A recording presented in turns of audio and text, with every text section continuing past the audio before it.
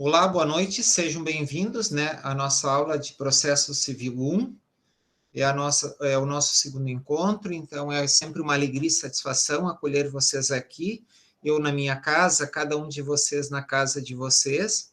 Espero que vocês estejam aproveitando bem a sexta-feira, né? Porque, como eu falei na semana passada, a sexta-feira ela é o melhor dia da semana porque depois a gente tem a folga, né, do sábado e domingo. Mas nós, na semana passada, já começamos a trabalhar as questões processuais, e as questões processuais muito importantes, tá? Nós começamos aqui discutindo quando tem início o processo, tá? E nós vimos na semana passada que o processo ele tem início quando é feita a distribuição da petição. Sem fazer a distribuição da petição, nós não falamos em processo, nós falamos que tem violação de direitos, não cumprimento de obrigações, mas a gente não tem processo ainda. Então, o processo nós só vamos ter a partir do momento que a petição inicial ela é distribuída. E hoje nós vimos aí na semana passada também que praticamente em todos os tribunais da Justiça Estadual e também eles estão já utilizando o processo eletrônico. Então, quem faz todo esse trabalho, o cadastramento das informações, quando elas não estão no sistema, é o próprio advogado que faz a distribuição do processo. Nós também começamos na semana passada a estudar os pressupostos, né, para que validam um determinado processo. E daí nós começamos principalmente com os pressupostos processuais positivos. Então, a gente viu, entre outros pressupostos, né, que a questão da provocação adequada, né, na petição inicial, tá, gente? É ela que dá início ao processo. Então, nós também vamos estudar a partir da semana que vem, talvez a gente até tenha início hoje, que essa provocação inicial, aquilo que nós chamamos a petição inicial, ela tem determinados requisitos, e esses requisitos é que eles rompem, né, a inércia, este documento que rompe a inércia da jurisdição, ou seja, que faz com que o judiciário ele se movimente, tá? Nós também vimos a questão da competência, que a gente estuda em teoria geral do processo, a competência do juízo, então o juízo precisa estar competente, é aquele órgão jurisdicional que deve analisar e julgar, então eu não posso distribuir em qualquer comarca, mas sim sempre no juízo competente. Se eu distribuir num juízo que, do ponto de vista da lei processual, não pode julgar aquela ação, cabe à parte réu, à parte demandada, justamente alegar a incompetência do juízo. Um outro ponto que nós analisamos também na semana passada diz respeito à imparcialidade. E nós vimos que quando todos os juízes devem ser imparciais, mas a imparcialidade não significa que o juízo ele é neutro, né? Até do ponto de vista da filosofia do direito, da teoria do conhecimento, hoje nós não falamos mais do ponto de vista do conhecimento de imparcialidade, aliás, de neutralidade, né? Então, que as emoções, as nossas crenças acabam influenciando, né, no nosso pensamento e nas decisões e nas análises jurídicas que nós fazemos, tá? Também a gente viu sobre a questão da capacidade processual, né, que está lá no artigo 70, se eu não me engano, né, do Código de Processo Civil, tá? Deixa eu ver aqui, artigo 72, se eu não me engano. É 70. 71. Alô? Oi? 71 seria o artigo 71 do CPC? 70, 71, ali que estão, né, da questão da capacidade, tá? A partir, né, da capacidade processual. Outra questão que a gente viu na semana passada, a questão da capacidade postulatória, que, embora se for uma ação de alimentos na própria Justiça do Trabalho, no GEC, as partes podem demandar de forma pessoal, tá? Mas hoje todas as demandas elas acontecem via sistema, com exceção do GEC, que a parte pode ir lá ou fazer de forma eletrônica também hoje, tá? Na Justiça do Trabalho, nas varas de família, todos os procedimentos são eletrônicos e somente advogados públicos ou privados, tá? Defensores públicos e membros do MP que têm acesso, claro que também os auxiliares do juiz também têm acesso. Quando eu falo de auxiliar, todos os auxiliares ligados ali na comarca, mas também quem pode, os peritos têm acesso aos processos, tá? E a questão, o último ponto que nós trabalhamos na semana passada, diz respeito à citação, né? Se não houver a citação, não há processo. E a partir de agora, então, nós damos sequência à discussão que a gente estava fazendo na semana passada, e a gente vai falar dos pressupostos negativos.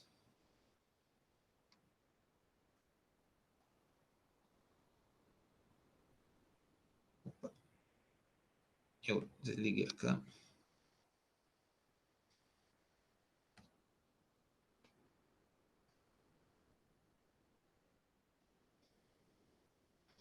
Eu vou compartilhar aqui a tela para vocês. Tá? Então, quais são os pressupostos processuais negativos, tá? Esses pressupostos, eles dizem respeito, gente, a determinados acontecimentos, fatos, tá? Que não podem estar presentes, tá? Porque comprometem a validade do processo. Do que a gente está falando? Às vezes é comum, principalmente quando nós tratamos de questões ligadas a divórcio, né? Que daí uma das partes entra com o procurador e outra parte entra com outro procurador, tá? Então, às vezes acontece essa questão da litispendência, tá? Ou às vezes uma das partes entra numa comarca e outro entra numa outra comarca com o mesmo processo, tá? Isso é comum. Então, o que é litis? É processo. Pendência, ou seja, que um processo, ele é idêntico ao outro, tá? E esses processos significam o quê, gente? Que eles estão os dois em andamento, ou seja, nenhum ainda tem o trânsito em julgado, tá, gente? Então, por isso que nós falamos de litis, ou seja, litis é litígio, litis tem a ver com processo, e pendência que é um repetido do outro, tá? Então, isso, eu até, no final do ano passado, início deste ano, eu tive uma situação que eu tive que alegar litispendência, porque o meu cliente veio até o escritório, eles estavam se divorciando, nós entramos com o processo e na semana seguinte, né, a ex-esposa dele, com um outro procurador, né, também entrou com o mesmo processo de divórcio. Né? E o que foi mais interessante é que a vara da comarca não identificou essa situação, nós tínhamos duas decisões diferentes para a mesma situação. Então, são as mesmas partes, os mesmos pedidos, a mesma causa de pedir, tá? Então, por isso que é a repetição de demandas idênticas ainda em curso, tá? Foi exatamente isso que aconteceu. No núcleo de prática jurídica, é comum as pessoas, às vezes, irem na defensoria pública, procurarem o núcleo de prática jurídica da faculdade e não se dão conta que lá o processo andou e no NPJ também. Então, às vezes era comum você ter, mesmo que você tivesse perguntado para a parte se tinha outro processo, se tem processo em andamento, às vezes as pessoas, elas dizem que não, mas entregaram os documentos lá também, tá? Então, era comum, às vezes, ter dois processos idênticos, tá, gente? Então, litispendência, as demandas, os processos, eles estão em andamento. Coisa julgada, gente, nós até comentamos alguma coisa na semana passada, tá? Coisa julgada é muito parecido com a litispendência. Qual é a diferença?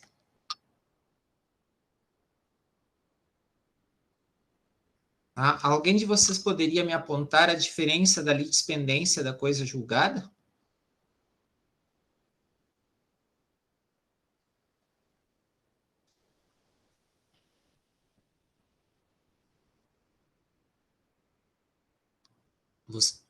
Litispendência, alguém ficou em dúvida?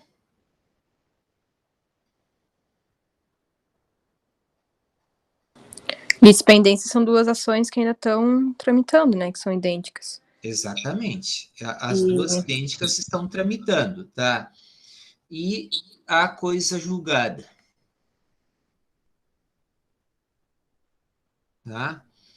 A coisa julgada, tá? Eu vi a resposta do Lucas, tá? Creio que litispendência não há o trânsito em julgado, exatamente, tá? E a coisa julgada, além da sentença, o processo ele já transitou em julgado, tá? O que significa transitar em julgado, gente?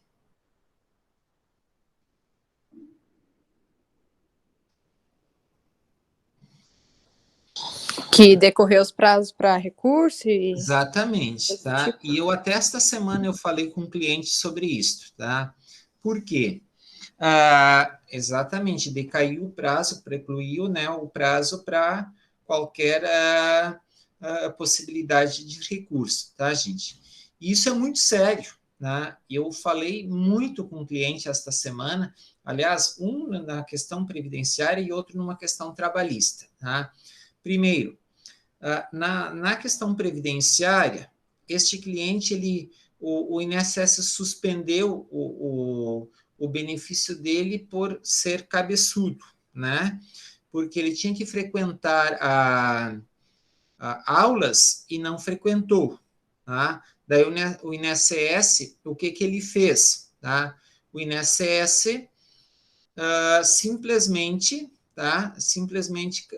suspendeu o benefício, cancelou o benefício, porque ele não cumpria com os requisitos de participar dos processos de reabilitação. O INSS entende que ele é muito jovem para ficar em benefício e ele, né, não participou de todos os procedimentos do processo de reabilitação. Por exemplo, não frequentava a aula, tá? Como não frequentou a aula, as aulas, né, foi cancelado. E agora, o perito judicial disse que ele está com capacidade. O que significa isso, gente? Né? E pior que ele tem um problema sério de saúde, mas não tem atestados e exames atuais. Tá? E como ele não tem reabilitação, é quando a pessoa está em benefício previdenciário, tá?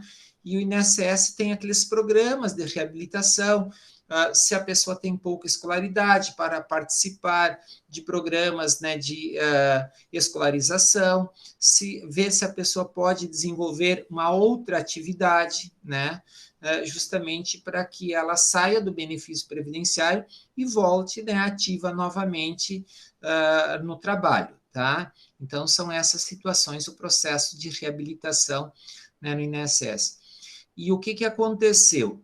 Este cliente, agora, a gente dificilmente consegue reverter esta situação da perícia. Daí, o que nós temos? Coisa julgada. Então, agora eu disse para ele voltar a ter direito a benefício somente se houver o agravamento da situação, porque coisa julgada vira lei. Tá? Então, cada vez que ele for entrar novamente com um processo buscando auxílio em capacidade, o que vai acontecer? O INSS, por meio dos seus procuradores, tá? O que eles vão apontar, gente? Coisa julgada, lá na contestação. Tá? Mesmo que o juízo de primeiro grau ele possa dar procedente, nos tribunais, tá? Pelo menos aqui no TRF4, tá? O que vai acontecer? E nas turmas recursais nacionais, normalmente tem o quê? A mantida improcedência, né? A questão da coisa julgada é lei e vira lei, tá, gente? Para aquelas partes envolvidas. Então, exceto ali se houver o agravamento da situação de saúde. Então, vocês estão percebendo o quanto é importante a gente estar atento a essas questões de litispendência, porque às vezes você consegue fazer a defesa de uma determinada situação apenas alegando essas situações processuais. Eu vou dar um outro exemplo para vocês de coisa julgada. Eu tenho uns clientes que eles têm um casal, muitos imóveis, tá? E eles não cuidam direito desses imóveis que eles têm, tá? Daí, o que aconteceu? Há uns 8 ou 9 anos, né, se não mais, praticamente, né, uns 10 anos, um vizinho entrou com ação de uso capião, tá? Foi improcedente, transitou em julgado, ok. Mas este vizinho continuou utilizando essa área, né, que é como se fosse um sítio, porque ele largava os animais lá e eles deixavam, porque mantinha o sítio limpo. O que aconteceu? Agora, uns 2 anos atrás, ele entrou novamente com uma nova ação, modificou algumas situações. Como é que a gente fez a defesa? Do ponto de vista do direito, o meu cliente, ele perdeu o imóvel porque, de fato, aquela pessoa já utiliza aquele imóvel há praticamente mais de 10 anos, tá? Mas qual foi o ponto aonde que a gente fez a defesa? Coisa julgada. Então, vocês estão percebendo o quanto é importante, a gente chama as preliminares, né, os pressupostos processuais, porque, às vezes, mesmo do ponto de vista do mérito, a parte, ela não consegue apresentar uma defesa, mas do ponto de vista processual você consegue apresentar. Então, por isso que essas questões processuais, elas são bem importantes, tá? E perempção, gente. Perda da possibilidade de ingressar em juízo após o abandono do processo por mais de 3 vezes. Eu até hoje só tive uma situação que o juízo, né, quando recebeu o processo, alegou perempção, tá? E pediu para justificar por que a parte tinha desistido. O que aconteceu neste processo? O réu, ele residia no interior de Santa Catarina, tá? E a autora, ela residia aqui na Grande Porto Alegre. Mas como ele residia no interior, ela sempre passava as informações lá daquela comunidade, tá? E o juízo lá da vara sempre exigia nome de rua e número da residência. E ela não tinha para passar essa informação e acabava abandonando o processo. Daí eu expliquei, né, que para fora, para o interior, a maioria das casas, ou praticamente quase todas, exceto aquelas mais situadas em distritos ou alguma vila mais organizada, elas não têm numeração, essas casas, tá? Ou é por linha, ou é por comunidade, é assim que o pessoal, ou por estrada, é assim que o pessoal se localiza, tá? E com essa justificativa e mostrando um mapa, né, pelo Google, que nós mostramos que lá, de fato, eram apenas no interior e não havia essa situação de numeração, que o processo ele foi distribuído por uma quarta vez, tá? E o réu, de fato, foi citado nessa quarta vez que o processo ele foi distribuído. Mas nas 3 primeiras situações, ele tinha sido distribuído pela Defensoria Pública Municipal, que a gente tem aí, né, e que efetivamente não tinham essa informação, né, que no interior lá não tinha, e pediam para que ela apresentasse, e ela não tinha essa informação, tá? Uma outra questão, então, perempção é a perda da possibilidade de ingressar em juízo após você ter abandonado o processo por mais de 3 vezes, tá? Quando que as pessoas abandonam, tá, gente? Quando elas precisam passar uma informação e elas não têm. Em vez de pedir a suspensão, mas você não pode pedir a suspensão do processo por muito tempo. Então, você pede, às vezes, por 6 meses, por 60 dias. É comum a gente, quando não tem uma informação ou não consegue que precisam ser feitas novas diligências, um exemplo, você tinha uma informação do endereço do réu, foi lá, foi enviada uma carta R, tá? Não foi encontrado.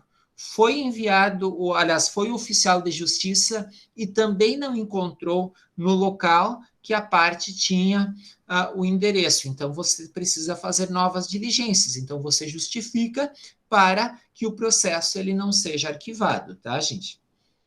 E a questão da convenção de arbitragem, né, são ajustes, normalmente, entre setores, principalmente sistemistas, vou dar um exemplo como Gravataí, que tem a GM, as empresas que trabalham como sistemistas, uma da outra, elas não podem entrar, estou dando um exemplo, né? Entrar uma contra a outra na justiça. Então, tem uma convenção de arbitragem que vai resolver todos os problemas que envolvem aquelas empresas, tá? Nesse sentido, um outro exemplo que aqui no Rio Grande do Sul, que a gente conheceu bastante, foi quando o Clube Internacional foi para a segunda divisão, lá no Campeonato Brasileiro, e ele foi na Suíça, numa convenção lá de arbitragem para discutir uma questão de um outro jogador, tá, gente? Então, são nessas situações a convenção de arbitragem, principalmente o pessoal que trabalha com franquias, tá? Com franquias, eles colocam, né, no contrato de franquia, tá, gente? Que não pode entrar na justiça, apenas, né, as resoluções entre problemas devem ser resolvidos numa determinada corte arbitral, tá, gente? Então, não é no judiciário, mas as partes do ponto de vista contratual, por isso que é um ajuste entre contratantes, tá? Que acaba impedindo a atuação jurisdicional para resolver um determinado problema, e quem vai resolver aí é um juízo arbitral, tá? Falta de caução ou outra prestação, tá, gente? Aqui... Professor, Oi? eu posso tirar uma dúvida sobre... É que eu levantei a mão, mas não sei se o senhor conseguiu ver porque está compartilhando. Sobre essa questão do juízo arbitral. Enfim, eu entendia que, mesmo que houvesse essa proposta inicial de necessariamente entrar por lá, eles poderiam buscar também... Pode, é como se fosse mas aquela daí administrativa tem que esgotar essa via. Daí tu tem aqui um artigo 337. Opa. Tá? Que são as preliminares, tá? Olha aqui. Tá? Entendi. Então, você tem o próprio CPC, por exemplo, o réu, eu entro com um processo, vamos dar um exemplo que a gente tem uma situação de franquias, tá? eu entro na justiça, você, na defesa, antes, né, de discutir o mérito, antes de discutir o direito, você vai apontar, olha, no contrato, determina que não se deve buscar o judiciário.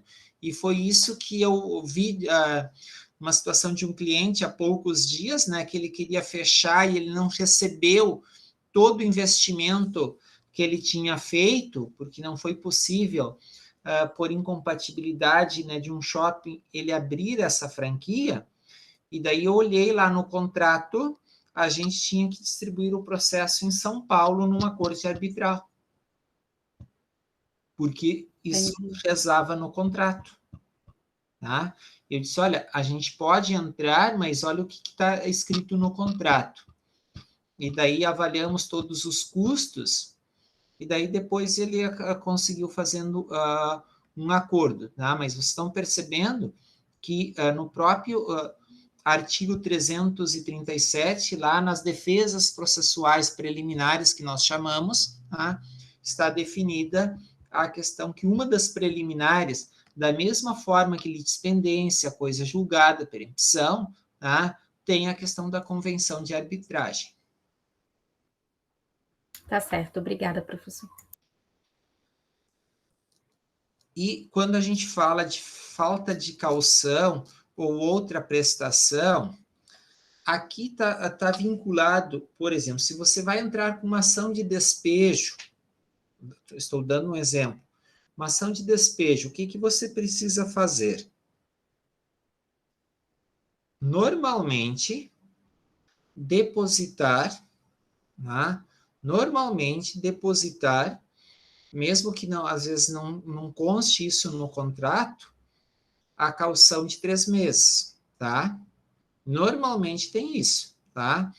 Outra prestação que é exigida, as custas, tá? Se você não é beneficiário da gratuidade judiciária, tá? Você pode entrar com o processo, o juízo vai analisar que você não preenche os requisitos para né, gozar dos benefícios, né, da gratuidade judiciária, e se você não fizer o pagamento, tá, o pagamento das custas, o processo vai ser extinto. Tá? Então, por isso que fala, né, o acesso à justiça depende da prestação de alguma caução e outra prestação. Vou dar um outro exemplo. Se você tem que pagar o deslocamento do oficial de justiça e não faz este pagamento, tá, gente? É uma outra situação que o processo ele não avança e ele vai ser extinto, tá? Mas aqui a gente está falando mais do início do processo, tá? Mas pode acontecer que no meio do processo também você não cumpra com alguma determinação exigida, alguma prestação, e o processo não vai avançar, né? Não vai acontecer efetivamente a continuação, né? A continuidade do processo. Alguma dúvida aqui, gente?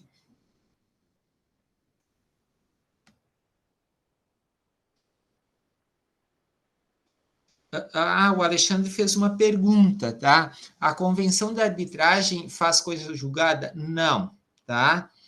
A coisa julgada, no caso, a convenção de arbitragem é uma preliminar, tá? Vou dar um exemplo. Se a parte não alegar, a justiça vai analisar, porque quem tem que trazer, né, para o processo essa situação, tá, gente? Essa situação é quem, gente? Tá? A própria parte. Se a parte não trouxer para o processo, tá, gente? Não temos como, tá? Porque o contrato, embora o juízo possa olhar que tem ali a questão da convenção de arbitragem, mas em hipótese alguma, tá? Em hipótese alguma, o juízo vai analisar esta situação. Quem precisar alegar, tá? Claro, talvez lá na sentença até possa vir analisar, mas se a parte não trouxer, gente, tá? Se a parte não trouxer, tá? Não vai haver, né, análise do juízo dessa situação e das preliminares, tá? Exceto, claro que tem algumas varas que são muito diligentes, que conferem se tem processo em andamento em nome da parte, isso é muito comum em algumas varas, mas outras acabam não vendo isso, tá, gente? Então, por isso que é bem importante essa situação, né, da parte ré, e nós vamos trabalhar aqui, né, a questão da defesa, das defesas que o réu pode alegar. Uma dessas situações, tá, é a questão, né, da convenção de arbitragem e as outras situações que nós já trabalhamos aqui, tá? Pessoal, tá? Então aqui nós já vamos agora avançando. O processo ele pode ser suspenso? Pode, gente, em várias situações, tá?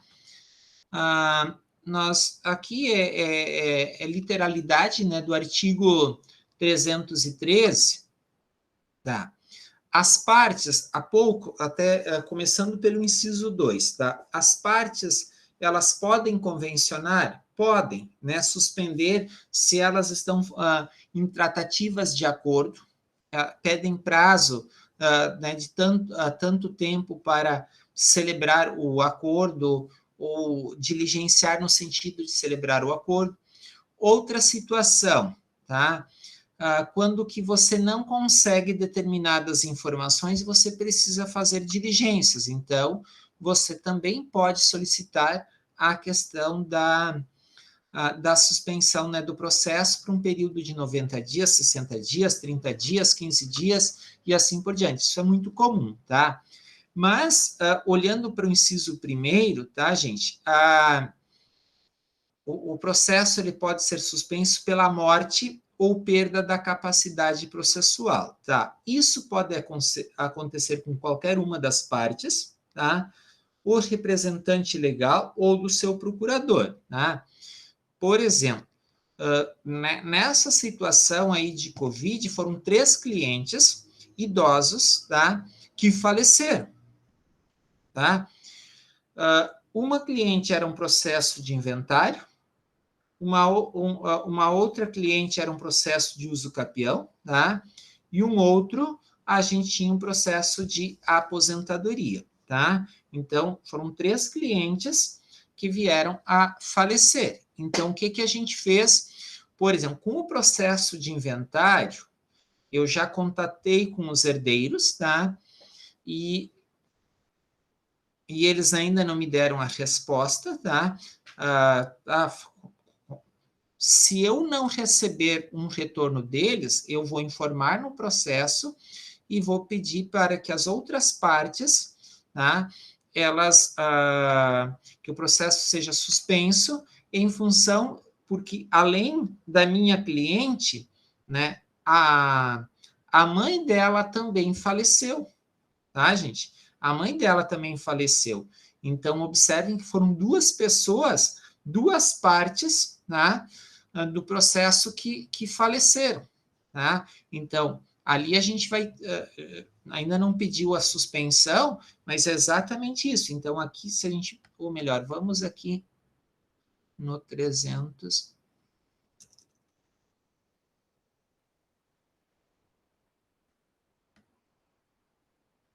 Tá?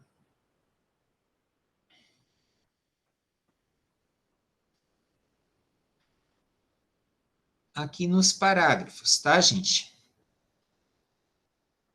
Na hipótese, né, do inciso 1, o juiz suspenderá o processo, tá ok? Tá? Nos termos do artigo 689, tá? Vamos ver. 689, proceder-se a habilitação nos autos, né, no processo principal, na instância em que estiver suspendendo-se a partir de então o processo, tá? É exatamente isso que vai acontecer. Se está no primeiro grau, a habilitação na primeira instância vai acontecer na primeira instância. Se houver o processo estiver na segunda instância, a habilitação vai acontecer lá, tá, gente? É nesse sentido que vai ser feita a habilitação, tá? Não é ajuizada a ação de habilitação ao tomar conhecimento da morte, o juiz determinará a suspensão do processo, observará o seguinte, tá? Então, se falecido o réu, tá? O autor vai ser intimado para que promova a citação do seu respectivo espólio, tá? Por exemplo, na ação de aposentadoria, tá? Então, como haviam situações atrasadas, daí nós habilitamos, e o processo já tinha transitado em julgado, a gente encaminhou a pensão por morte e habilitou, né, os herdeiros para o recebimento dos ali o espólio para o recebimento dos atrasados, tá? Na petição, no processo de uso capião, os herdeiros foram habilitados, tá? No processo de inventário, tá, ainda os herdeiros não se manifestaram, tá? Embora seja recente, tá, eles ainda não se manifestaram, tá? Então, por isso que, falecendo o réu, cabe ao autor, né, ele promova a citação. O que quer promover? Identificar quem são os herdeiros, se há herdeiros, tá? E indicar o endereço desses herdeiros. É isso que vai fazer. E daí tem prazo mínimo de 2 meses e máximo de 6 meses. Se falecido o autor, e sendo transmissível o direito em litígio, em quais exemplos que eu dou? No processo de aposentadoria, são apenas dos valores atrasados. Não tem direito à aposentadoria, não é transmissível, tá? Apenas a questão da pensão por morte, mas é um outro caminho, via, né, procedimento administrativo, tá? Mas o processo de uso capião, ele é transmissível, tá? O direito, ele é transmissível. Então, o que acontece, tá? Os filhos foram habilitados, tá? No processo de inventário, os herdeiros, os filhos também podem se habilitar porque o direito é transmissível. Agora, é diferente, há um processo de divórcio em andamento. O direito é transmissível? Num processo de divórcio? Não. Não, tá? O que vai acontecer com o processo? Processo que ainda não transitou em julgado.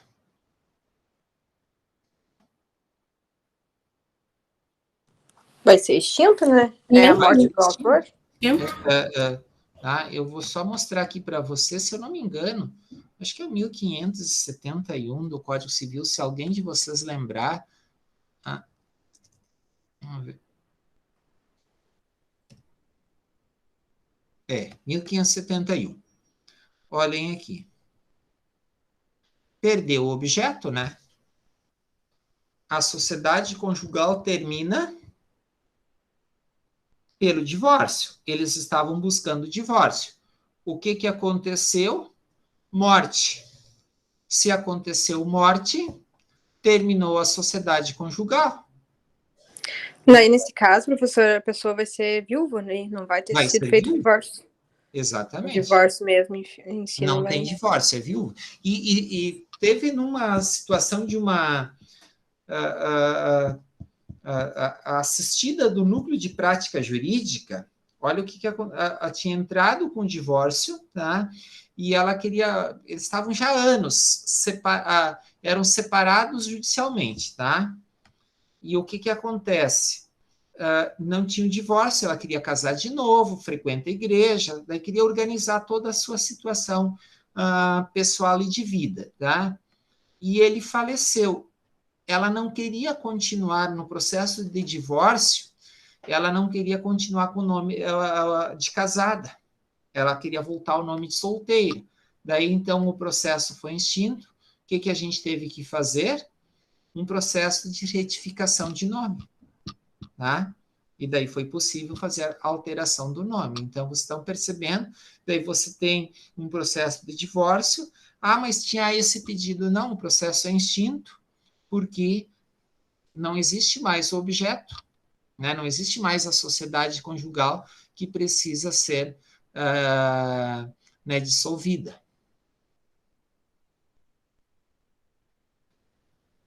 Nós estávamos aqui, tá? Então, isso que acontece, né? Se é o autor, tá? Determinar a intimação do seu espólio, ou quem for sucessor, tá, gente? Os herdeiros, tá?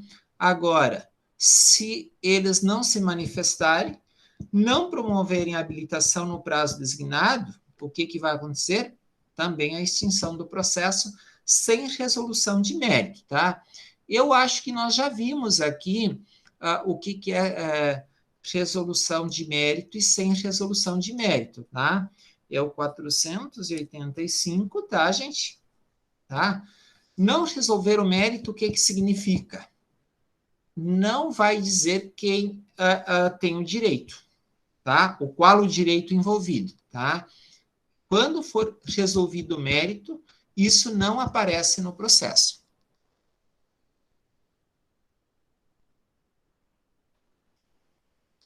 E aqui o 487, tá? Daí a gente tem a resolução de mérito, né? É resolvido a questão do direito, né?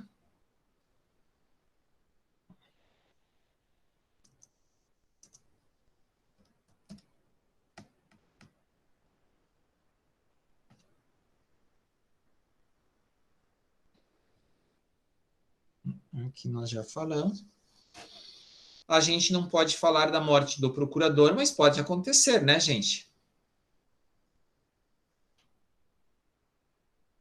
Da morte do procurador, tá?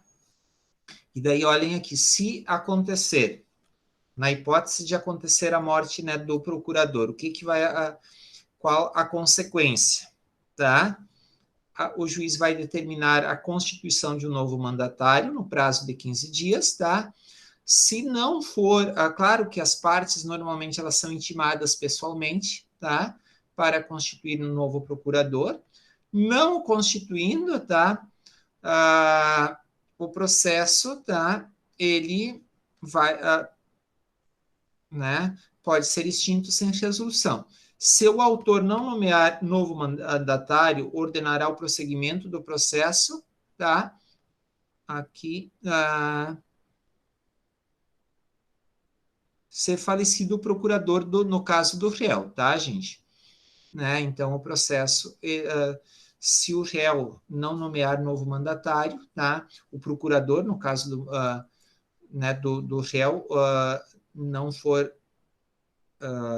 nomeado um novo, né, gente? O que vai acontecer? Né, o processo continua a revelia, tá? Aqui fala que o prazo de suspensão nunca poderá exceder 1 ano. Principalmente, gente, nos processos de execução, quando você está fazendo e você não encontra bens, você não encontra dinheiro, você pede a suspensão do processo, tá? Por 1 ano, às vezes 6 meses, tá? Para ver se aparece algum bem, alguma outra situação, e você movimenta ele depois, tá? Então, isso é comum em processo de execução, quando você não consegue cobrar, você manter o processo suspenso para ir fazendo novas diligências. Então, você faz e você acaba segurando e prendendo, né, a situação do devedor, tá? São algumas das estratégias que a gente tem aqui quando que a gente fala de processo de execução. Você sabe o que é processo de execução ou até cumprimento de sentença? Tá? É quando a gente estuda aqui em processo 2, eu acho, né? Processo civil 2 ou 3, não sei, né? Que é a questão dos títulos executivos extrajudiciais e cumprimento de sentença, tá? Também é possível vamos voltar para cá, que daí fica mais... a questão da arguição de impedimento suspeição, né? Pode ser isso tanto do juiz como de algum auxiliar, né? Se houver impedimento suspeição, tá? Até ser nomeado novo julgador, tá? O processo ele fica suspenso. Por exemplo, eu fui advogado do auxiliar de um juiz, tá? De uma determinada comarca. O que aconteceu? Quando chegou nas mãos do juiz para assinar, ele deferiu a liminar, tá? Mas logo em seguida deferiu todas as liminares que nós pedimos no processo, mas na sequência ele arguiu, no caso, impedimento porque era seu auxiliar, mas ele deferiu as liminares, tá? Claro que depois as partes, elas fizeram um agravo, mas não levaram, tá? Não levaram porque se entendeu que aquelas liminares eram coerentes, e o próprio juiz que se declarou impedido, tá, gente?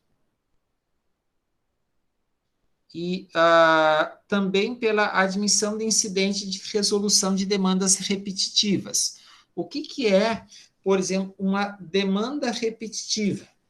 Do ponto de vista previdenciário, nós temos muitas, tá? Principalmente nessas questões ligadas à aposentadoria, aliás, auxílio de 25% para quem é aposentado, tá? Que não foi aposentado por invalidez. Se é aposentado, no caso, por invalidez, tá, gente? O que acontece? Tá? Se é aposentado por invalidez, se é aposentado por invalidez, eu já falo contigo, Alexandre.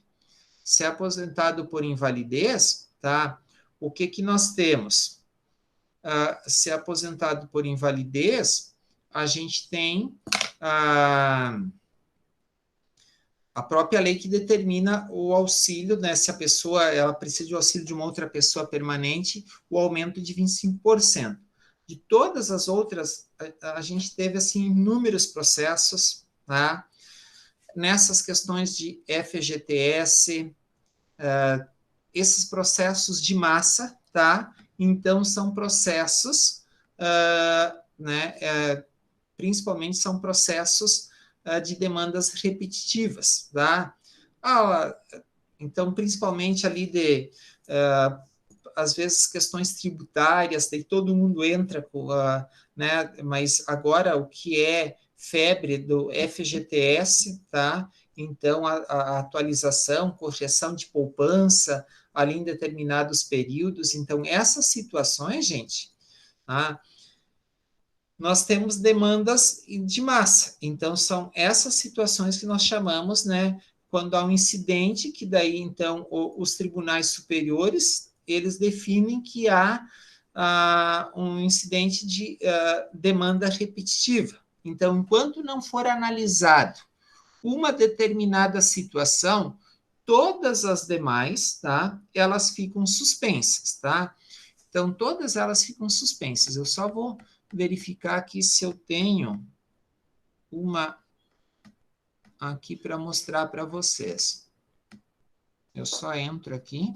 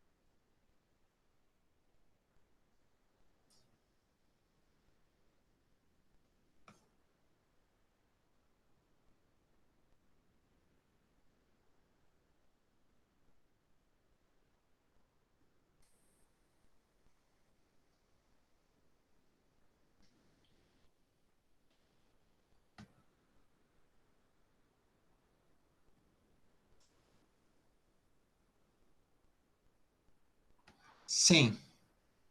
Agora eu estou mostrando aqui para vocês, ó.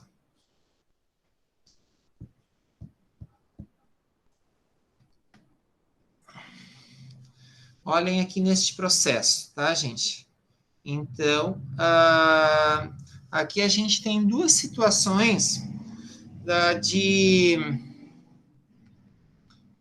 situações que o processo ele é suspenso. Olha aqui, aguarda a decisão TRF 4. Então, este processo, ele está aguardando, né, o incidente de uma demanda repetitiva. Quando também o processo ele é suspenso? Quando há alguma impossibilidade técnica de acesso ao sistema, tá? Então, também isso acontece a suspensão, né, do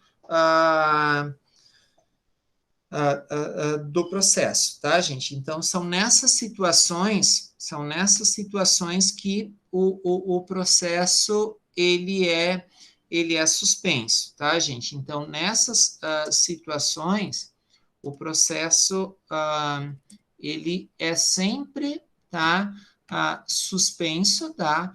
Então, sendo suspenso, suspenso, tá, gente? Sendo suspenso a situação, tá? Você não pode praticar atos, tá? Não pode, tá? Então, por isso que a gente tem que cuidar nessas situações de suspensão. Se é demanda repetitiva, você vai fazer o processo e ele vai aguardar a situação, tá?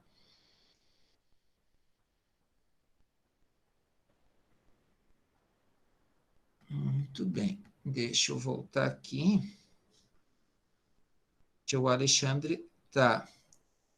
Eu acho que eu não tinha respondido todas as tuas perguntas, né, Alexandre? Que depois...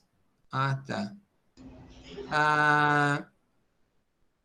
A questão da coisa julgada material, tá? Você não consegue modificar, tá? A sentença, a imutabilidade da sentença. Então, você teve o processo improcedente, tá? O mérito. E daí você não fez o recurso que você deveria ter feito, tá? Então, você não consegue mais modificar o mérito, modificar a sentença a partir da coisa julgada material. E formal é no sentido que você perdeu o prazo e o teu direito precluiu, tá? Então, seu direito precluiu, você tem o quê? Uma coisa julgada né, formal. Entendi. O professor me ouve? Agora estou te escutando. Eu queria perguntar, voltando nessa questão da suspeição e impedimento, caso isso não seja alegado tempestivamente, seja descoberto depois, no curso do processo, isso gera alguma nulidade ou é uma retroatividade para voltar a praticar algum ato? Se você não alegar no momento adequado, né? Tá? Então, por exemplo, você pode alegar o tribunal na apelação à suspensão no caso do juízo. Eu vou dar o exemplo daquele caso que eu advoguei para um auxiliar, né, do juiz. Tá? O que aconteceu? As partes fizeram agravo para as liminares, alegando que também era ele que auxiliava quando que a juíza substituta vinha para a comarca, então que ele tinha relação próxima com ela, tá? Mas essa juíza que analisou e julgou o caso dele era de uma outra comarca. Não houve o deferimento por parte, a procedência por parte, né, do tribunal. O tribunal manteve essa juíza julgando. Depois eles fizeram, na apelação, novamente eles retomaram a situação e o tribunal analisou, mas eles, né, desde o primeiro momento, eles foram analisando. Então, é possível você arguir também em termos, no caso de recurso, tá? Em termos de recurso, é possível também.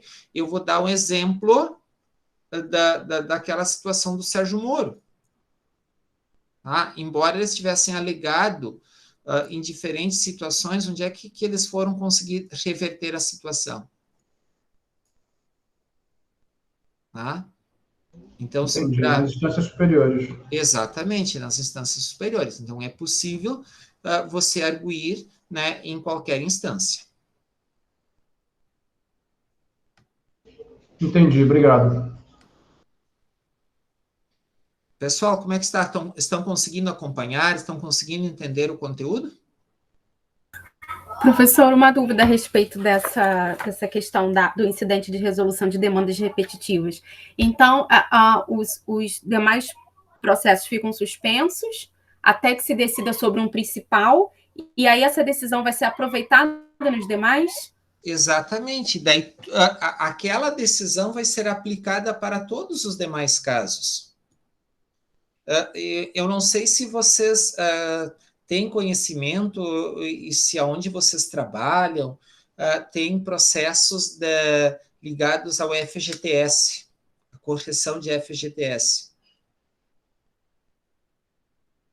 Não. Tá? Esses processos, eles estão aguardando o quê, gente? Julgamento do STF.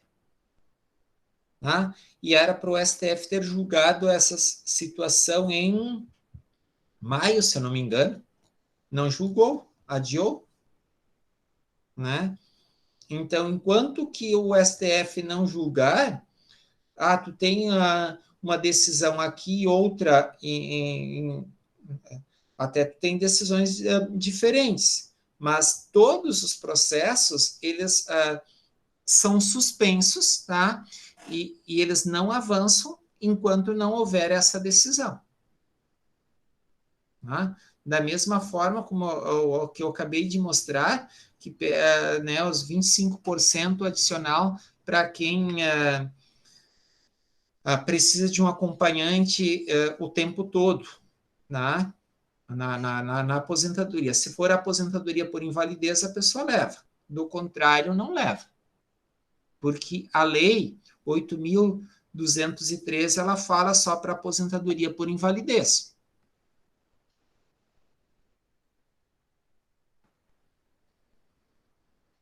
Deixa eu ver aqui se a gente tem mais algum outro ponto para tratar.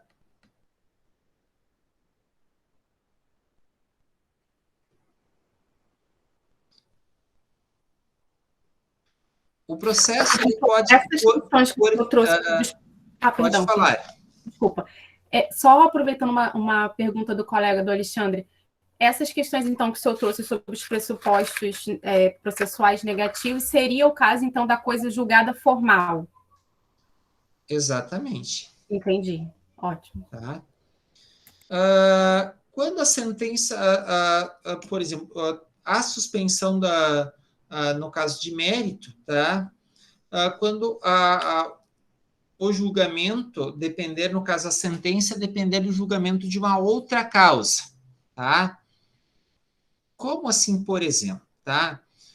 Às vezes, tá, gente, eu tenho um processo que até hoje eu fiz uma tentativa de conversar com a procuradora da outra parte, tá? Este processo, ele tramita desde 2015, tá? Este processo. E a minha cliente teve uma sentença procedente e a parte perdeu o prazo processual para fazer o recurso. Tá? Daí, né, no caso, a minha cliente teve a sentença procedente, mas é uma situação que envolve sociedade de fato, e a minha cliente continua residindo no imóvel que pertence à outra parte desde lá de 2015, tá? E, por exemplo, neste imóvel, claro, eles era um concubinato que existia ali entre eles, tá? Mas eles construíram, fizeram situações juntos neste imóvel, e a minha cliente entrou pedindo união estável putativa e, alternativamente, nós pedimos a constituição de sociedade de fato, né? E foi no primeiro grau, no juízo de primeiro grau, procedente à sociedade de fato e o réu obrigado a indenizá-la, e somente depois do pagamento dessa indenização que ela deve sair do imóvel. O que aconteceu? Eles entraram com outras ações, por exemplo, daí entrou ele com uma ação de despejo, não foi procedente. Daí entrou a esposa dele com uma outra ação, também visando a desocupação do imóvel, de despejo. Daí nós alegamos o quê, gente? Ele usou um contrato de aluguel que ele tinha feito com o filho dessa senhora para entrou com ação de despejo. Nós fomos lá e alegamos que existia uma outra pendência, um outro processo, e que esses processos eles deviam ficar, né, parados. O que aconteceu? Esses outros dois processos, tá, eles estão suspensos, enquanto que tramitava o processo da vara de família. Como houve sentença de mérito procedente para a minha autora, tá, e ali ficou definido toda a situação do imóvel, então a gente tem o quê? Nós só juntamos lá o trânsito julgado, toda a situação, e o processo, né, e os processos, eles foram o quê? Suspensos, tá? Enquanto não for decidida lá, e provavelmente depois, como já houve uma decisão sobre o mesmo objeto, a mesma discussão, que é a desocupação do imóvel, a saída, que foi discutido lá na vara de família, gente, tá? Esses outros processos, eles não vão ser julgados, tá? Eles provavelmente serão extintos. Tá? Então, por isso, quando a sentença de mérito depender de uma outra situação, tá? E aqui foi declarada a existência no processo de família, né, de sociedade de fato, ali acumulada com concubinato, tá, gente? Então, pelo fato de existir concubinato, então, o que foi provado? Que eles tinham documentos que ora um comprava, ora outro comprava, no nome de um, outro recebia, tá? E, de fato, essa situação, e ele agora tem que pagar em torno, assim, de 46, 47 mil reais para ela, de indenização. O que acontece? Enquanto ele não pagar este valor, tá? Ela depois, uma decisão que já transitou em julgado, ele precisa depositar o valor e ela tem 30 dias para sair. Se a gente for, desde 2015 até agora, isso já faz mais de praticamente 6 anos, tá? 6 anos para se somar aí, em torno de 3 mil, porque são 2 casas, mais 2 lojas que tem neste imóvel, colocando-se um valor baixo, que é numa área mais simples da cidade, mas vamos dizer que lá praticamente em torno de 800, 900 reais o aluguel de cada um desses imóveis, tá? Então, vocês estão percebendo, vamos fazer uma média de 3 mil, tá? Olha o prejuízo que esta pessoa teve, tá? Pelo fato de não resolver esta situação ainda. E também quando tiver que ser proferida após a verificação de determinado fato ou produção de certa prova, tá? Então, aqui, principalmente, quando há alguma investigação no âmbito criminal, e que às vezes aquela prova ela é importante também, né, mesmo que isso não vá interferir, tá? Mas isso é importante, né? Daí o processo ele é suspenso, tá, gente? E por motivo de força maior. O maior exemplo de força maior é a questão da pandemia, tá, gente? Os processos ou impossibilidade técnica, tá? São exemplos de força maior que os processos. Eu até aqui acabei de mostrar para vocês força maior, ó, impossibilidade de acesso externo ao sistema EPROC, tá? Então, vocês estão aqui é o motivo, né, de força maior. Aqui a questão, né, de fatos, acidentes e fatos, né, da navegação de competência do Tribunal Marítimo, tá? Então, são pouquíssimas situações que a gente tem. E o que interessa aqui, principalmente para as futuras advogadas, tá? A questão do parto ou a adoção, tá, gente?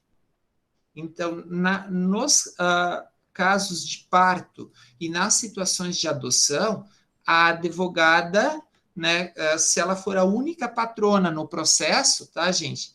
Ela tem 30 dias de suspensão de prazos, tá?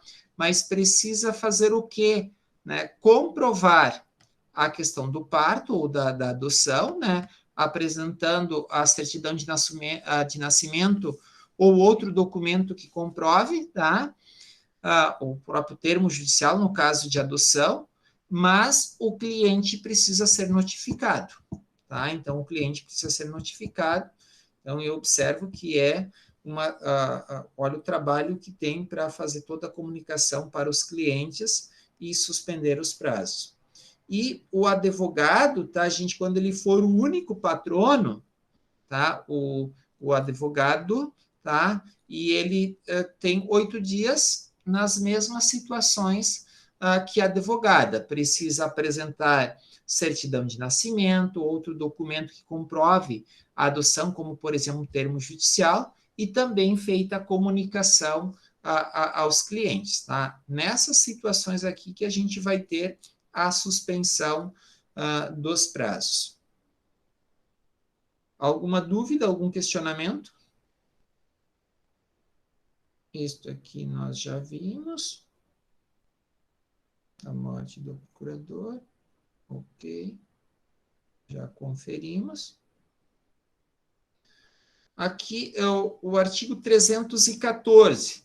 Se o processo ele está suspenso, significa o quê, gente? Que não se pode praticar atos, tá?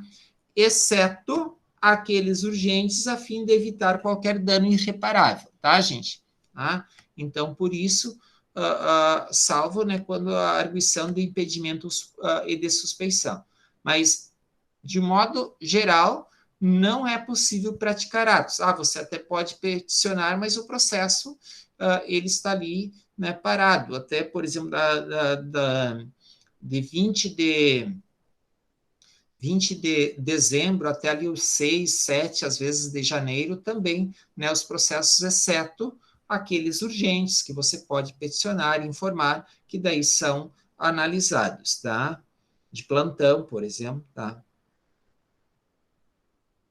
E, como nós falamos há pouco, se o conhecimento do mérito depender de verificação da existência de fato delituoso, né? O juiz pode determinar a suspensão até que a justiça criminal se pronuncie, tá?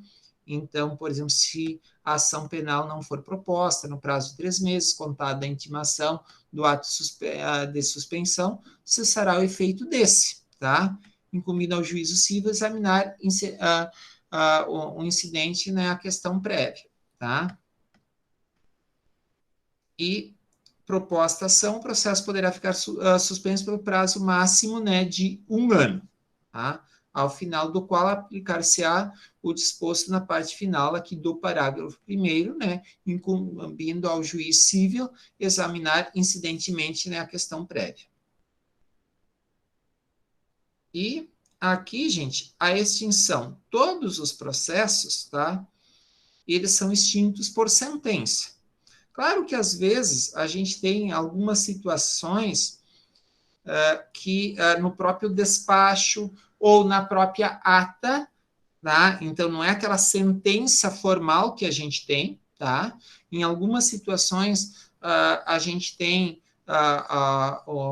um despacho mais simples, tá? Mas sempre ele tem força de sentença, tá, gente? E passado aquele prazo, trânsito em julgado, tá?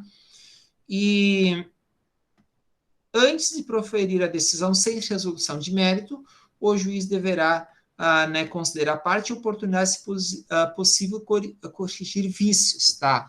Aqui, gente, em quais situações? Por exemplo, se faltam documentos, principalmente aqui do artigo 321, olhem aqui, tá? O juiz, ao verificar, né, para indeferir a petição e extinguir o feito, tá? Sempre a parte, ela é informada, tá? A parte sempre tem oportunidade. Vou dar um exemplo. Se a parte precisa ser informado o endereço do réu, tá? Foi recebida a petição, a parte é informada. Se ela precisa juntar documentos importantes, a parte é intimada para tal. Então, não é feito, tá, gente? Não é dada nenhuma sentença sem a parte ser intimada a fazer aquilo que é determinado, tá? Então, sempre nos processos, tá? As partes, elas são intimadas a dar o prosseguimento do feito. Se não tomam nenhuma atitude, o que vai acontecer? O processo é extinto sem resolução de mérito. Como, por exemplo, fornecer o endereço, juntar documento, pagar custas, tá? Então, custas principalmente de oficial de justiça, naqueles casos de não deferimento da gratuidade judiciária. Muito bem. Meus amigos, alguma dúvida, algum questionamento?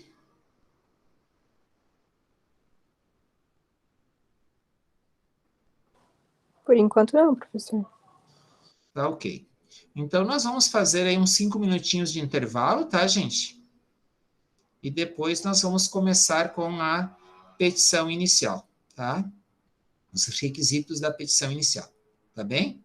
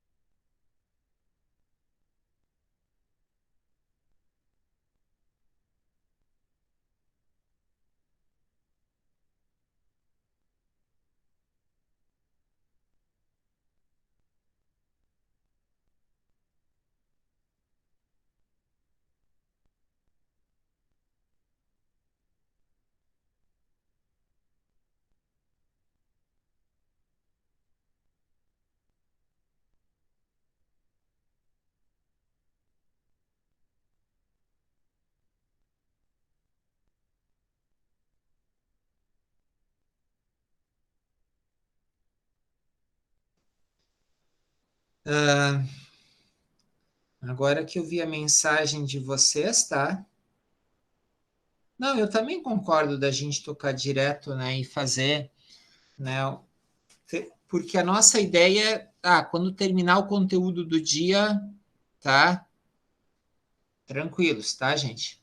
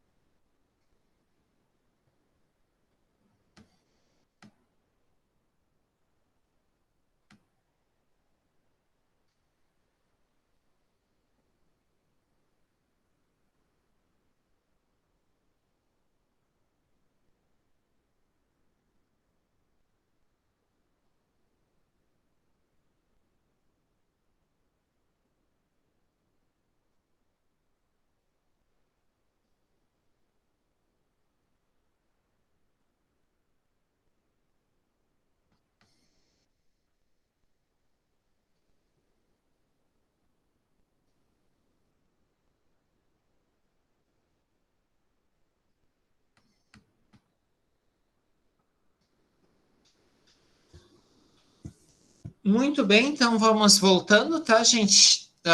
Nós agora vamos avançando, tá? E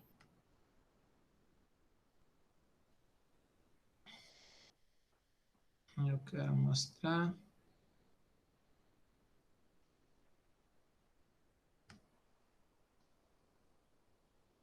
para vocês.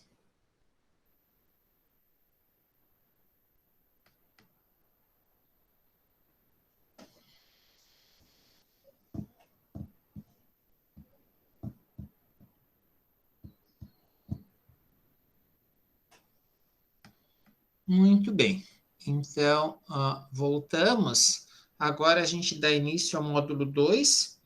E daí, então, nós vamos aqui hoje até o conteúdo inicial de requisitos iniciais da petição inicial, tá, gente? Então, na semana que vem é que a gente vai trabalhar os requisitos da petição inicial, vamos analisá-los, vamos fazer exercícios, vamos desenvolver esses requisitos aqui, tá?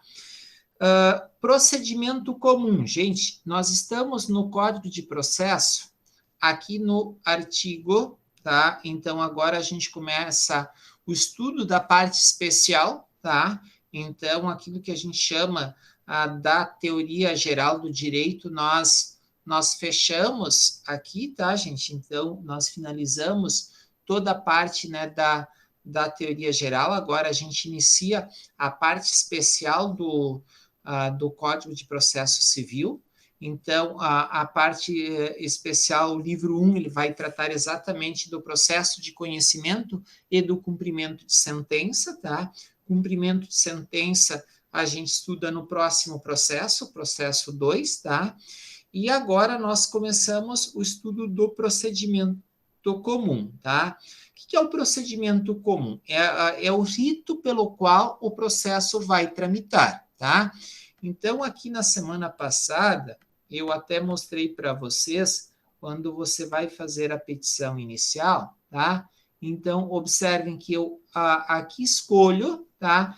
Vou dar um exemplo, quero distribuir o processo em Bagé, né? O próximo passo que eu preciso escolher, tá? É o rito. Eu estou falando aqui da Justiça Federal, tá?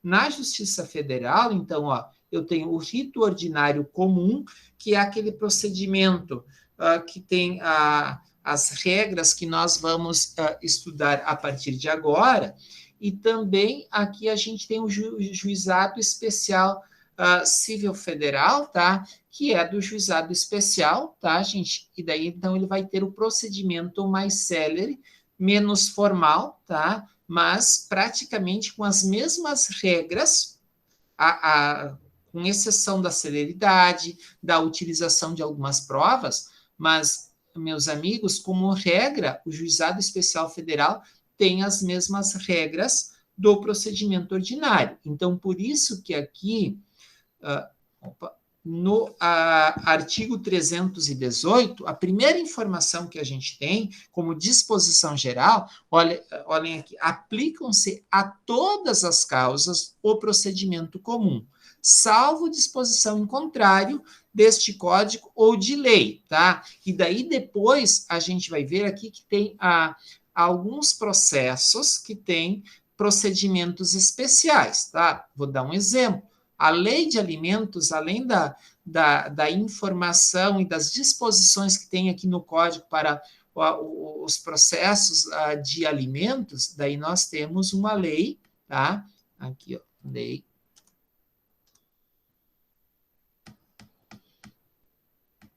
Então, aqui a lei 5.478, então ela dispõe, tá, sobre a ação de alimentos. Então, estão percebendo, são esses procedimentos especiais. Então, a ação de alimentos, ela é um procedimento especial, tá? E aqui é interessante que a gente já tem no artigo 4º, tá, algumas informações, tá, gente? Ao despachar o pedido, o juiz, né, fixará desde logo alimentos provisórios. Então, normalmente a gente utiliza, ou o próprio juiz utiliza deste artigo, desta lei, para a fixação dos alimentos provisórios. Então, estão percebendo quando que nós estamos olhando aqui, né, no artigo 318, que diz o seguinte, ó, aplicam-se a todas as causas o procedimento comum, salvo, tá? O salvo, ó, a gente tem algumas exceções, quando o próprio código traz determinadas regras ou há uma lei especial, tá? Nos procedimentos especiais, gente, no juizado especial, quando lei 9.099 de 95, tá? Então, esta lei aqui, meus amigos, tá? Dispõe sobre os juizados especiais cíveis e criminais e dá outras providências. Os juizados no âmbito da justiça estadual, tá? Então, na justiça estadual, então, os juizados especiais cíveis e criminais, órgãos da justiça ordinária, tá, serão criados na União, no Distrito Federal e nos territórios e pelos estados para conciliação, processo, julgamento e execução das causas de sua competência, tá? E daí, então, aqui, no próprio artigo 3º, está dando toda a questão de competência, tá? De competência dos juizados especiais cíveis, né? O juizado especial civil tem competência para conciliação, processo e julgamento das causas cíveis de menor complexidade, assim consideradas. Daí aqui tem todas as regras. As causas cujo valor não exceda 40 salários mínimos, tá? E aqui a ação de despejo para uso próprio, tá? Então, aqui, ações possessórias sobre bens imóveis de valor não excedente ao fixado no inciso 1, tá? E as enumeradas no artigo 275, inciso 2, do Código de Processo Civil. Então, aqui são aquelas situações mais simples. Para o juizado especial federal, a Lei 10.259, se eu não me engano.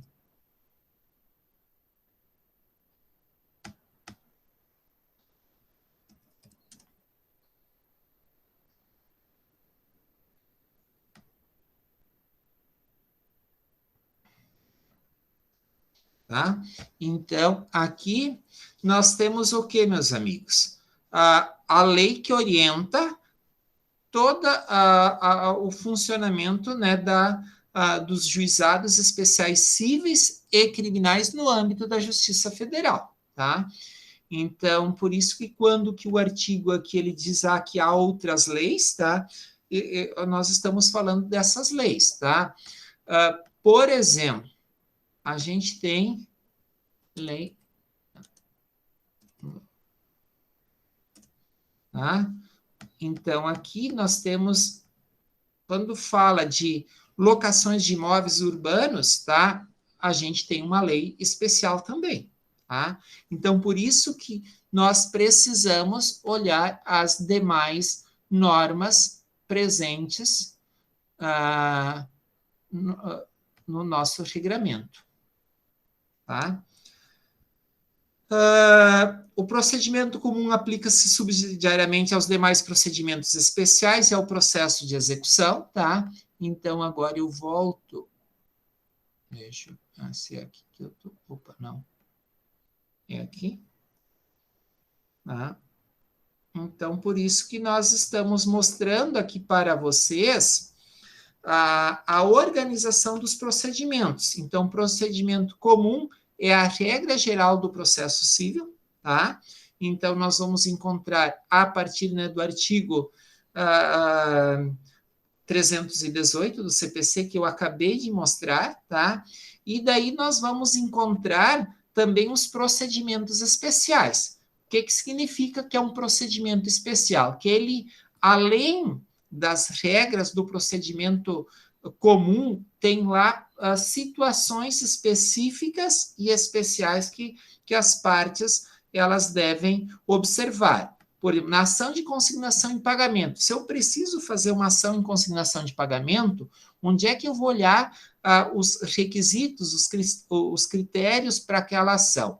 Lá no artigo 539, tá? Então, aqui, artigo 539, tá? Então, olha o que está escrito aqui, gente. Dos procedimentos especiais. O título 3, tá? Aqui ele vai tratar exatamente do quê? De todos os procedimentos especiais. Então, no artigo 339, nós temos a ação de consignação e pagamento. Então, meus amigos, aqui tem todas as regras, inclusive, olhem o que está escrito aqui no 542, ó. Na petição inicial, o autor vai requerer exatamente todas as informações que precisa, tá? Então, estão pensando, na contestação, o que o réu pode alegar? Então, vocês estão percebendo, o procedimento especial, aqui estão as regras, tá? E as orientações para o procedimento especial, né, que é a ação de consignação em pagamento. É aqui. Tá? A próxima, a da ação de exigir contas, tá? Também nós temos um procedimento especial 550.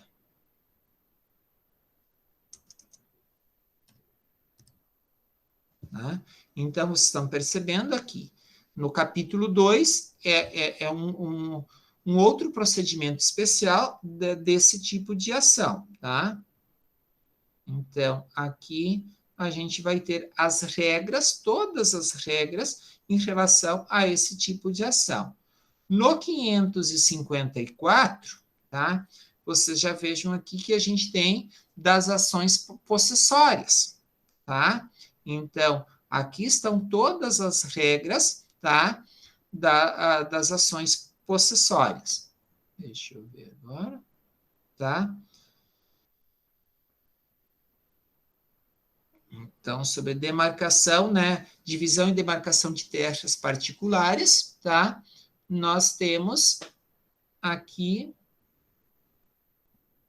no artigo 569. Tá? Então, é um outro procedimento especial, tá? Então, aqui nós temos todas as situações relativas a esse tipo de causa.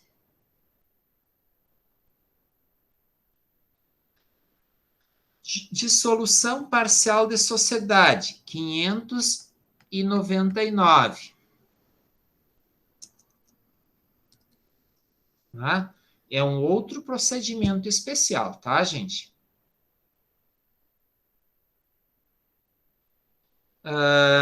Inventário e partilha, 610. Vocês certamente já estudaram sucessões? Tá? aqui está toda a informação, tá?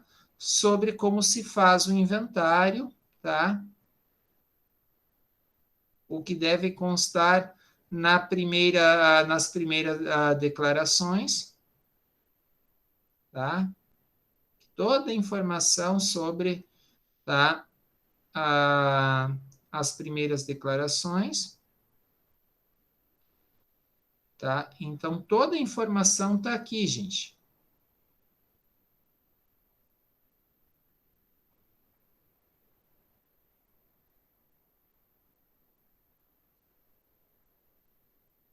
Tá?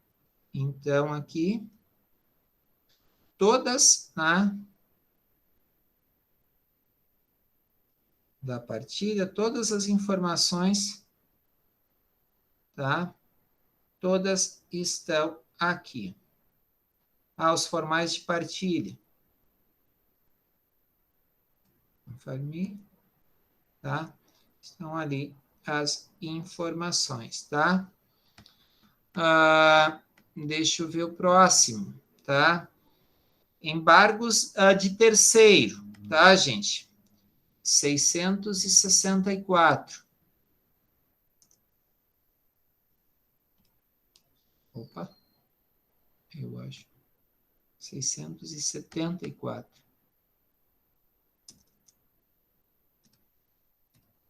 Tá?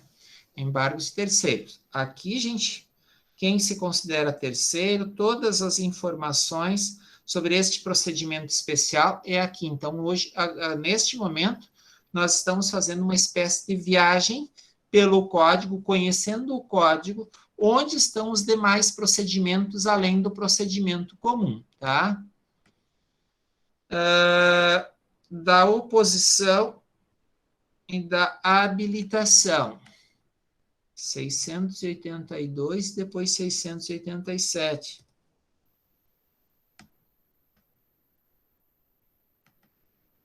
Tá? Então, aqui, novamente, toda a informação de como é que se faz esse tipo, tá? E aqui no 693, tem toda a orientação sobre as ações de família, tá? Então, aqui sobre as ações de família, toda a orientação, tá? A questão de família. Olha a quantidade de situações especiais que a gente tem, tá?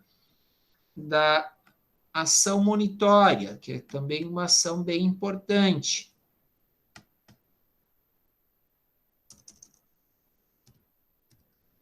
Tá? Aqui também, tá?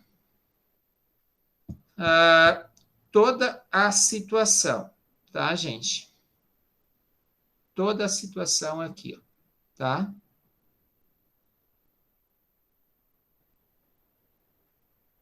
Tá? Depois, homologação do penhor legal, 703. Vamos ver aqui. Dos procedimentos, né, de jurisdição voluntária, ver especialmente o 725.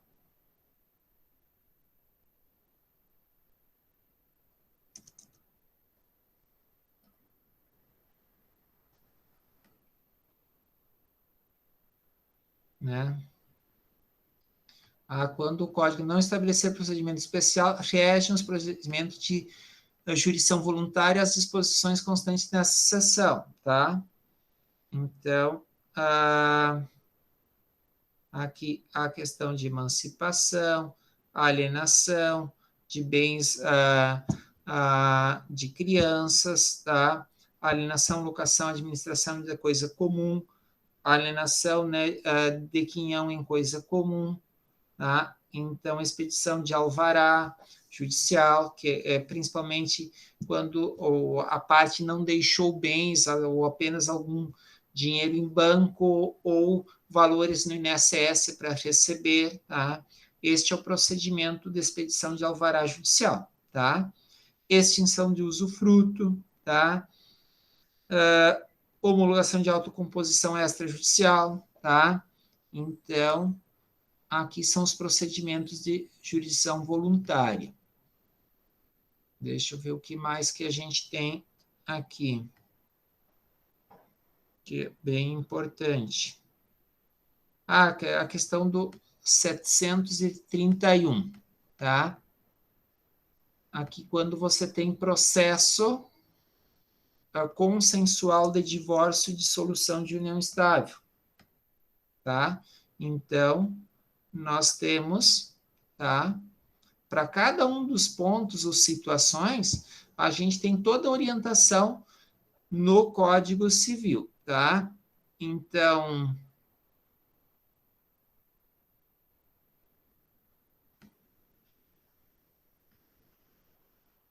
divórcio ou separação consensual, tá? Principalmente quando tem filhos menores, precisa ser assinada por ambos os cônjuges, tá? Se for assinado né, se não for assinado, não é homologado, tá, gente? Então, você leva apenas para a homologação. Então, você discute toda a situação com as partes, tá? E você leva o juiz no primeiro despacho, vai para o Ministério Público, tá? Volta e estiverem atendidos os interesses dos menores, normalmente é homologado no primeiro despacho, tá, gente?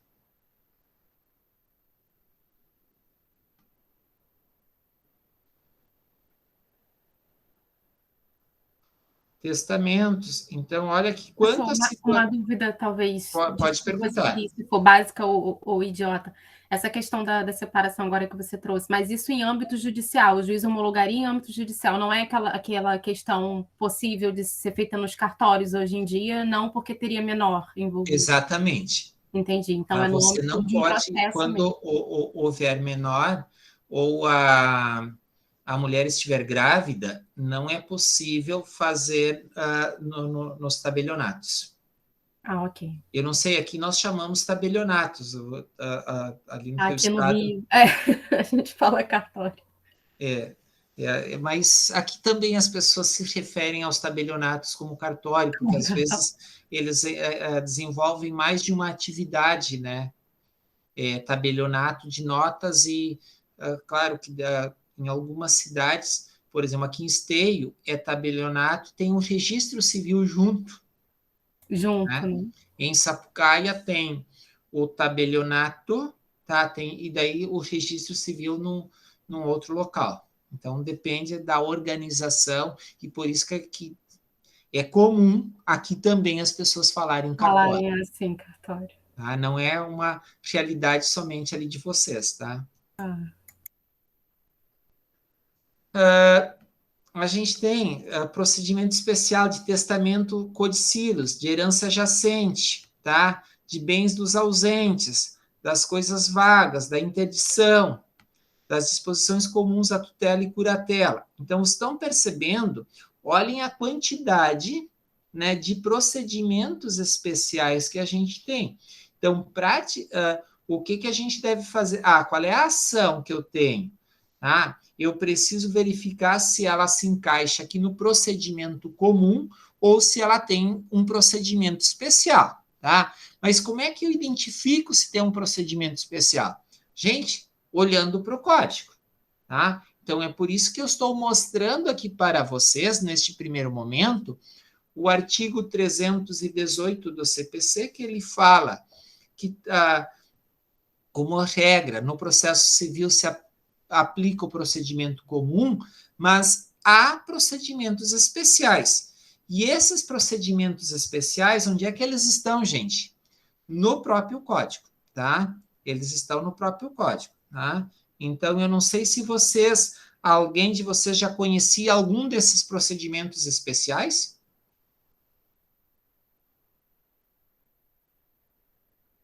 Alguém de vocês já conhecia? Na prática, não. Na teoria, já ouvi falar de alguns.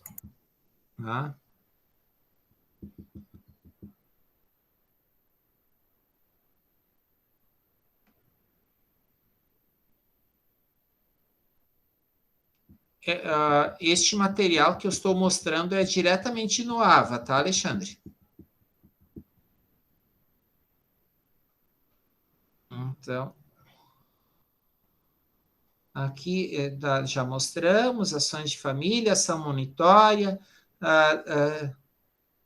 regulação de avaria grossa, da restauração dos autos, dos procedimentos aqui que a gente já tinha, da notificação e interpelação, da alienação judicial, já falamos, da interdição dela, da organização e fiscalização das fundações, tá? Da ratificação dos protestos marítimos, dos procedimentos testemunháveis formados a bordo, tá? E também a gente tem o processo de execução, tá? A gente tem lá no 513, se eu não me engano, ou 512. Não, 513, tá? Aqui no 513, tá? A gente começa uma segunda fase do processo. Daí vai orientar como é que se faz toda a segunda fase, tá?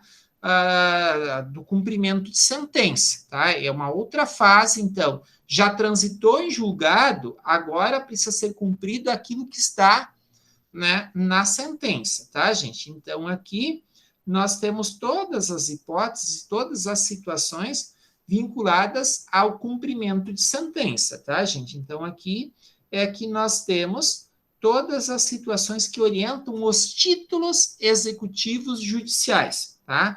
Então, se eu falo cumprimento de sentença, eu estou falando daquela decisão que há pouco nós falamos que transitou em julgado, tá, gente? Que não é mais possível de fazer recurso, ou se já se fez recurso e já retornou para a instância inferior, tá, gente? Então, é nessas situações que nós estamos falando de trânsito em julgado, tá? E cumprimento de sentença. E no artigo 771, que nós tínhamos falado há pouco, né? Aqui, a gente tem também toda a orientação, como é que se faz o processo de execução. Vou dar um exemplo. Você recebeu um cheque, ou você tem um contrato assinado por duas testemunhas, nós chamamos de título executivo extrajudicial, tá? Então, aqui a gente tem os títulos executivos extrajudiciais, tá? Deixa eu ver, competência. Tá. Aqui no 784 tem a lista daquilo que, né, que o legislador definiu como título executivo extrajudicial, tá? Então, nós temos aqui uma infinidade de documentos, tá?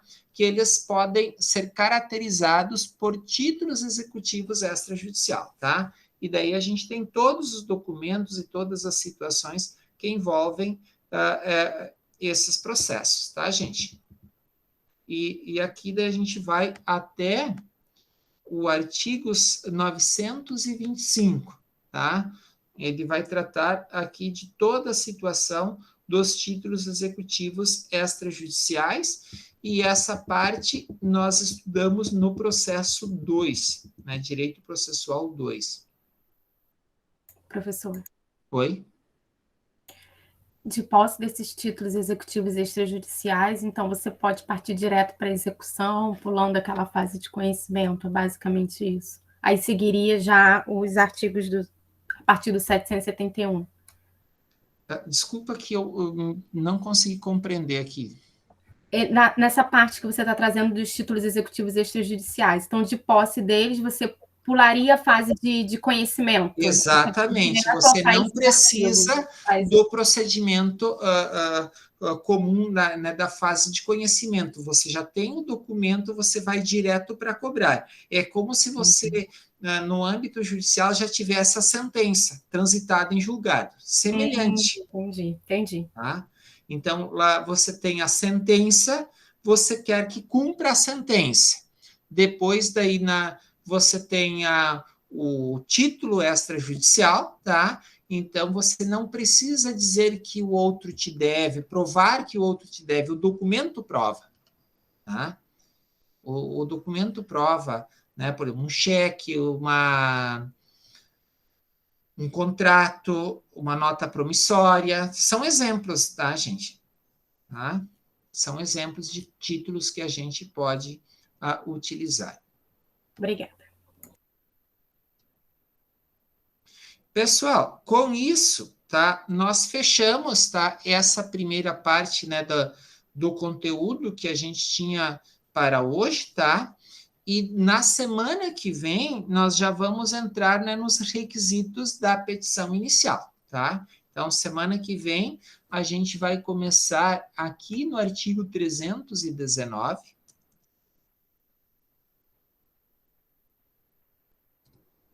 Tá? 319. Tá?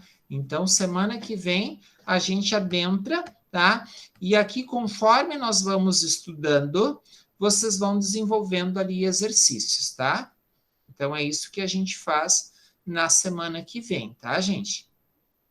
Tá? Então, semana que vem, nós vamos estudar todo o artigo aqui, o 319, até basicamente aqui o 321 e demais artigos aqui que seguem na sequência sobre pedidos, tá? Então, é isso que a gente vai fazer na semana que vem, tá? Então, agora, por hoje, era essa discussão que a gente tinha que fazer. Eu me coloco à disposição se vocês têm dúvida. Professor, me ouve? Sim, te ouço bem. Uma pergunta. Pode ser, possivelmente, por algum erro. Na minha grade, no sistema TOTUS, está constando aula do senhor amanhã, sábado. Procede? Como eu não tenho acesso, eu não tenho essa informação. Mas o senhor não vai dar aula amanhã? Não. É hoje, na sexta-feira. Graças a Deus. Obrigado, hein?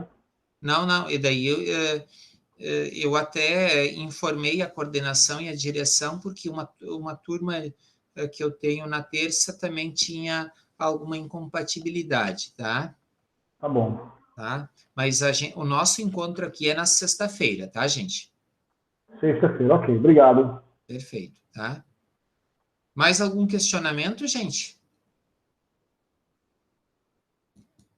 Então, se não tem questionamentos, eu vou fechar a gravação e depois eu coloco a aula gravada lá no AVA, tá, gente? Então, boa noite a todos. Tá, professor, boa noite.